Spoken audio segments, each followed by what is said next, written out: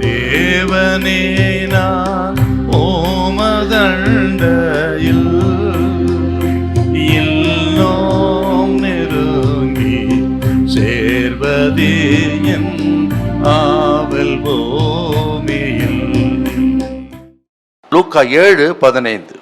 மரித்தவன் எழுந்து உட்கார்ந்து பேசத் தொடங்கினான். அவனை அவன் தாயினிடத்தில் ஒப்புவித்தார். இவன் ஒரு வாலிபனாயிருந்தான். எப்படி மரித்தான் என்று நமக்கு தெரியாது.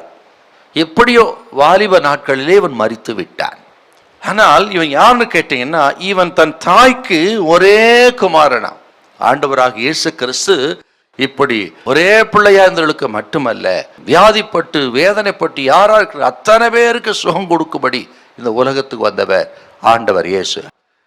இந்த வாலிபனை பார்த்து 7:14 வாலிபனே எழுந்திரு என்று சொன்ன உடனே மரித்து போனவன் எழுந்து உட்கார்ந்து பேச தொடங்கினான். என்ன ஆச்சரியம் பாருங்கள். ஆண்டவர் வாழ்ந்து வந்த வார்த்தை வந்த உடனே செத்து போன சரீரம், குளிர்ந்து போன சரீரம் அனல் கொண்டது. நரம்புகள் செயல்பட ஆரம்பித்து விட்டது. இரத்த ஓட்டம் பாய ஆரம்பித்து விட்டது. இருதயம் செயல்பட ஆரம்பித்து விட்டது. நுரையீரல் செயல்பட ஆரம்பித்து விட்டது. இப்படி இயேசுவின் வார்த்தை வந்த உடனே அந்த மரித்த பிரேதம் அனல் கொண்டு இத்தனை வல்லமையை பெற்று அவன் எழுந்து உட்கார்ந்தான் என்றால், இயேசு கிறிஸ்துவின் வார்த்தைக்கு தான் எத்தனை வல்லமை உண்டு. கேட்கிற உங்களை பார்த்து ஆண்டவர் சொல்கிறார், இன்றைக்கு இந்த நாளிலே அந்த வாலிபனுக்கு சொன்னது போல வேதனை நீங்கி சுகமாயிருந்து கர்த்தர் சொல்லும் போது உங்களுக்கு அது அப்படியே நடக்கும். பயப்படாது என்று சொல்லும் பொழுது எல்லா பயத்தை நீக்கி போடுவார். கவலைப்படாதீர்கள் என்று சொல்லும் பொழுது எல்லா கவலைகள் கலக்கங்களை மாற்றுவார். அவர் சொல்ல ஆகும், அவர் கட்டளையிட நிற்கும். அன்று வார்த்தைக்கு அத்தனை வல்லமை இருக்கிறது. எந்த நோயிலிருந்து விடுதலையா கர்த்தர் வல்லவர். சமாதான பிரபு இயேசு சொல்லுகிறார், உங்களுக்கு சமாதானம் உண்டாவதாக, நிம்மதி உண்டாவதாக. இரவில தூக்கம் இல்லாமல் கஷ்டப்படுவர்களுக்கு கர்த்தர் சொல்லுகிற நல்ல நித்திரை இன்றைக்கு உங்களுக்கு தருவா. கெட்ட சொப்பனங்களால் வேதனைப்படுறவங்களுக்கு ஆண்டு எல்லா பிசாசின் தந்து விடுதலையாக்குவார். உங்களை இயேசு கிறிஸ்துவின் வார்த்தைக்கு வல்லமை உண்டு.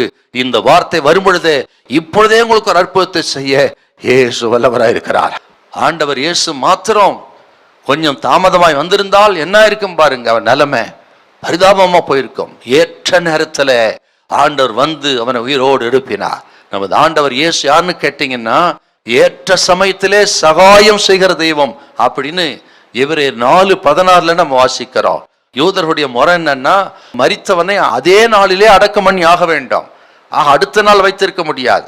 அதெல்லாம் இயேசு அறிந்து தான் மரித்த அந்த நாளிலே சரியான நேரத்துல கல்லறைக்கு போவதற்கு சற்று முன்பு வந்து சரியான நேரத்துல சுகம் கொடுத்து உயிரோடு எழுப்பினார். இன்னைக்கு ஆண்டவர் சொல்லுகிறா, உங்களுக்கும் சரியான நேரத்துல சுகம் கொடுப்பார், ஏற்ற நேரத்துல உயர்த்துவார், ஏற்ற நேரத்தை ஏற்ற சகாயம் செய்வார். கர்த்தர் உங்களை கைவிடவே மாட்டார். ஹல்லேலூயா, ஹல்லேலூயா.